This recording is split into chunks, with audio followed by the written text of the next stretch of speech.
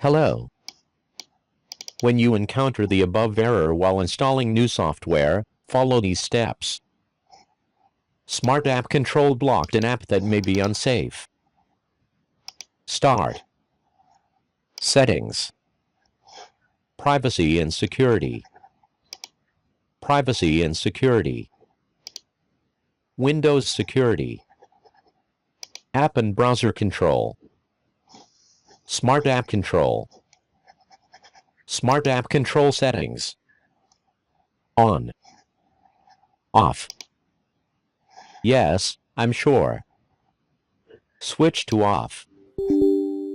Off. These are the steps to fix the software installation error on Windows 11.